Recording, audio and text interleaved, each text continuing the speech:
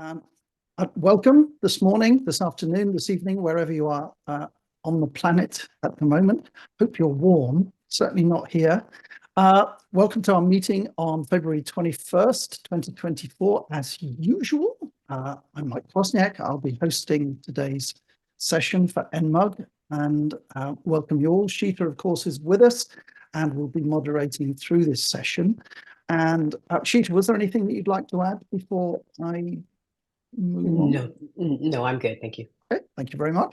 Eckhart, I think that you wanted to talk to the membership, so I'm just going to stop my share while you do that. Mike, I don't really, I don't need to use much time. Let's keep it that way.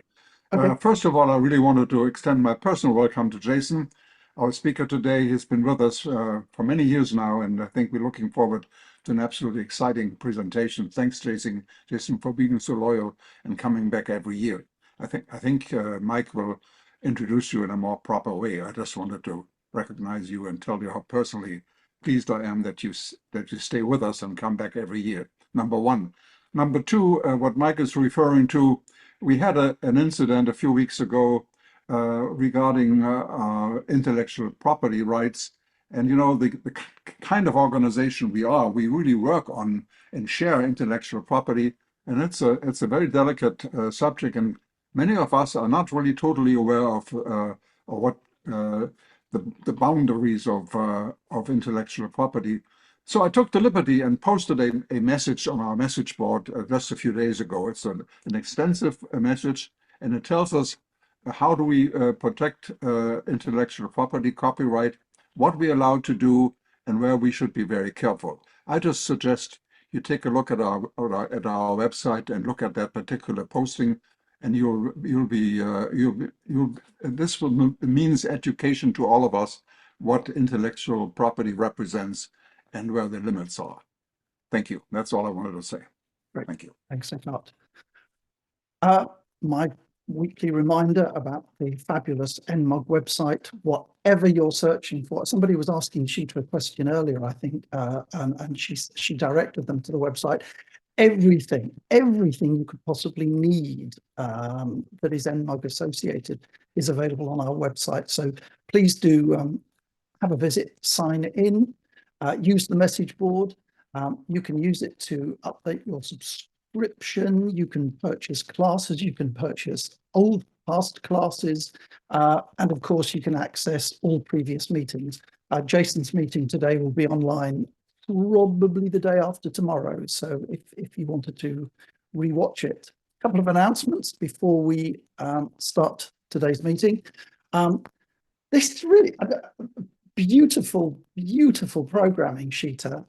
So today we have a fantastically experienced speaker talking about the past 12 months and what Apple have been up to. And next week we have Chuck Joyner, also very experienced Apple commentator, talking about what's happening next. So same place, same time, next Wednesday for Chuck Joyner. Sheeta is running a class on Saturday on iMazing. Not a program that I'm particularly familiar with, so I hope you'll excuse me if I just read a bit of copy.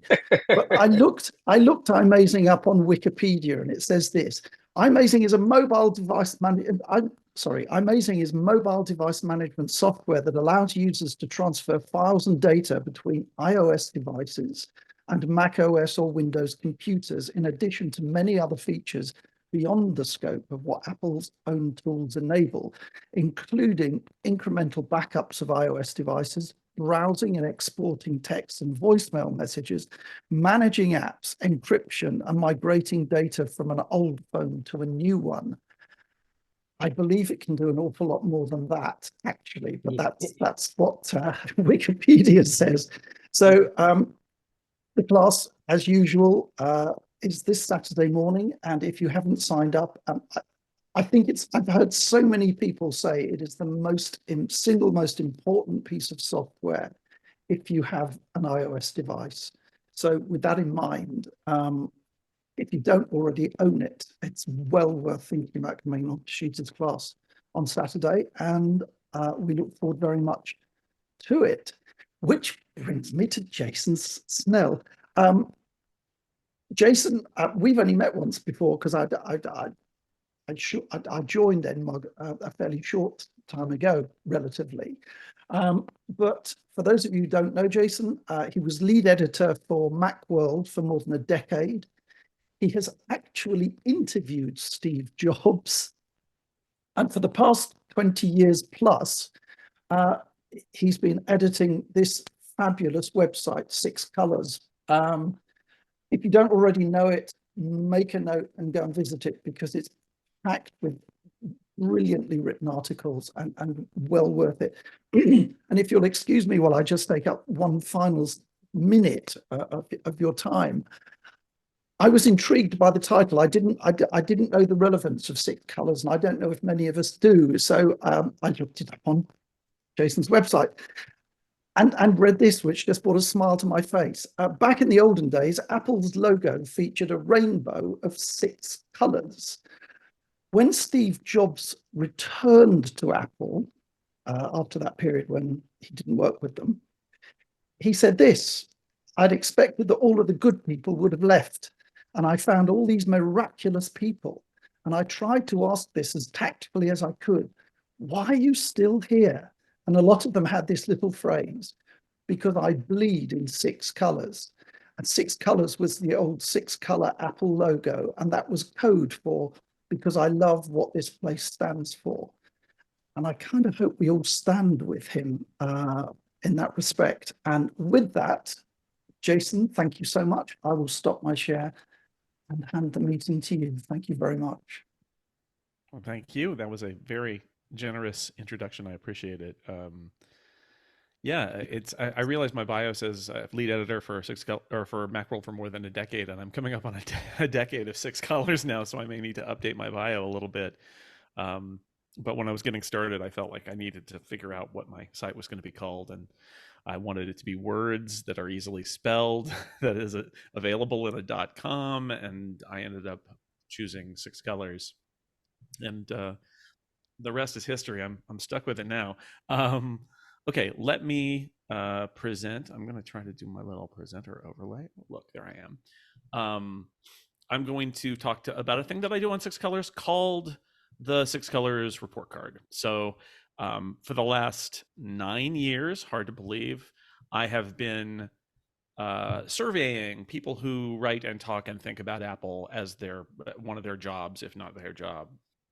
And I'm trying to get a sense of how the last year has gone and what people think Apple has been strong at and weak at over time. So this is a survey of this year. I think it was it's in the 50s. I think it's 57 different people. I'm asking them to rate various parts of Apple on a scale from 1 to 5, and then I average those out. So I thought I would use that to talk about sort of what the last year at Apple and what people think are the strengths and weaknesses. And as Cheetah said, if there are any questions, Cheetah can maybe per slide we'll take a break and see what's going on. Let me start with the recap at this highest level. You can see the scores here. Hardware reliability category is the high score. iPad is the low score. We'll get into the whys as we go. I am the teacher essentially here, so I get to invent what the curve is for the grading purposes. Letter grades, they don't really matter. The numbers are the real thing, but trying to interpret sort of like in the range of scores, how these would be interpreted. There you go. We've got everything from an A+ for hardware to a D for the iPad. No Fs this time. That's nice. Occasionally there's an F. It's usually about HomeKit or Apple TV. And I'm going to be able to show you the progression of the last few years too, which is kind of nice. Let's move on to just show you the change from last year to get a sense of how the mood has shifted among these 58 people. The Mac is pretty much the same. You can see big in the environmental and social impact category, there was actually a pretty decent boost. We'll get to those reasons why as we get to that category. Some smaller boosts in some other categories, and you can see the big drops. Wearables, watch went way down. Apple TV services and iPad lost about half a point in the average score from the previous year. So let's go through them category by category, and of course I'm also interested in your thoughts. We'll start with the Mac, because the Mac is near and dear to so many of our hearts.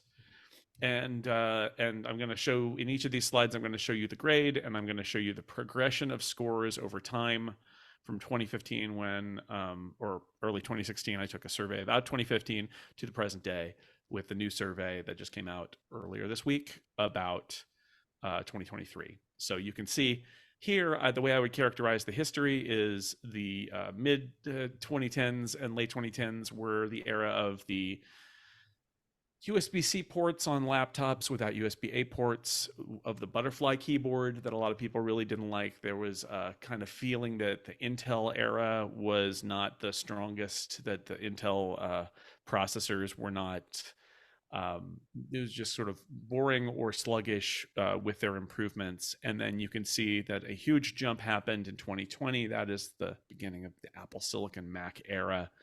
And although the score is a little bit down from that, because I think you can't maintain that level of excitement for long, that you can see that it's still way up above how it had scored the first 5 years of the survey. And this year's commenters continue to praise Apple Silicon.